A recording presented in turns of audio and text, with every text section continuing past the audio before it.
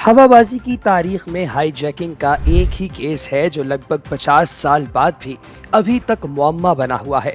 24 नवंबर 1971 की दोपहर को अमेरिकन शहर पोर्टलैंड से सिएटल के लिए एक परवाज रवाना हुई, जिसमें सवार एक शख्स ने बम को फाड़ने की धमकी देकर भारी तावान हासिल किया। रकम मिलने के बाद हाईजैकर ने तमाम मुसाफिरों को रिहा कर दिया और तैयारे को मैक्सिको की जानिब उड़ाने की हिदायत की और रास्ते में पैसों के साथ पैराशूट पहनकर वहां से छलांग लगा दी और फरार हो गया। इस शख्स का नाम भी किसी को मालूम नहीं, बल्कि इसे फर्जी नाम डीबी कूपर के तौर पर जाना जाता है, जिसकी शिनाख्त के लिए FBI ने 45 साल तक कोशिश करके हार मान ली। तैयारी की टिकट पर तो इसका नाम डैन कूपर था, मगर खबरों में गलतफहमी के बायस ये डीबी कूपर के नाम से मशहूर हुआ, क्योंकि सबसे पहले रिपोर्टर ने इसे डैन कूपर की बजाय डीबी कूपर कह दिया और तब से आज तक लोग इसे डीबी कूपर ही कहते हैं। किसी को नहीं मालूम कि तैयारे से छलांग लगाकर वो शख्स बच गया था या नहीं। दोस्तों, dB Cooper north west Orient airlines की परवाज 305 पर सवार हुआ और तैयारे के पिछले हिस्से की नशिस्त पर बैठ गया। उसने सिगरेट जलाई और मशरूबात तलब किए और इस दौरान 23 साला एयर होस्टेस टीना को एक नोट दिया जिस पर लिखा था कि मेरे ब्रीफकेस में एक बम है, मैं चाहता हूं कि तुम मेरे बराबर में बैठ जाओ। अब आप सोच रहे होंगे कि सिगरेट सुलगाया। जी हाँ दोस्तों, पुराने वक्तों में जहाज के अंदर सिगरेट पीने की इजाजत हुआ करती थी। एयर होस्टेस ने हिदायत के मुताबिक अमल किया और डीबी कूपर ने उसे अपने बाकी मुतालिबात यानी $2 लाख और 4 पैराशूट्स के बारे में बताया, जो सिएटल एयरपोर्ट पर लैंड करने के बाद दिए जाने थे।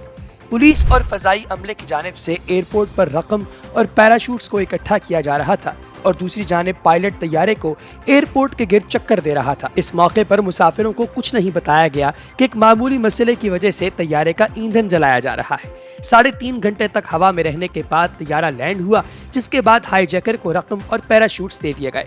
डीबी कूपर ने तमाम 36 मुसाफिरों और अमले के 6 में से 2 अफराद को छोड़। इसके बाद तैयारे ने दोबारा उड़ान भरी और जब तैयारा हवा के अंदर मौजूद था तो मौसम खराब हो गया। डीबी कूपर ने पैराशूट पहना, ओरेगन के मुश्किल मकाम पर छलांग लगा दी। उसके बाद से ये हल तलब केस है और बिल्कुल किसी फिल्मी कहानी की तरह महसूस होता है, जिस पर हर हाल में एक डॉक्यूमेंट्री भी बनाना मकसूद थी, जो बनाई भी गई।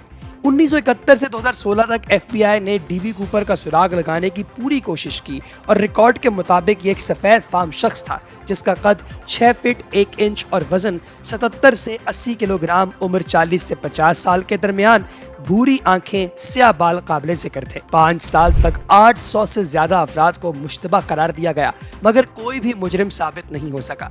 तैयारे में डीबी कूपर ने बहुत कम सुराग छोड़े थे, जिनमें सिगरेट के चंद टुकड़े, नशिस्त पर एक बाल और टाई, मगर किसी भी शय पर फिंगरप्रिंट नहीं मिल सके और न ही आज तक उसे ट्रेस किया जा सका। आगाज में यह माना जा रहा था कि यह हाईजैकर एक माहिर पैराट्रूपर है, मगर मजीद तहकीकात में दरियाफ्त किया गया कि वो माहिर नहीं था, क्योंकि कोई माहिर अंधेरी रात में इतनी बुलंदी से ऐसे मौसम में छलांग नहीं लगाता।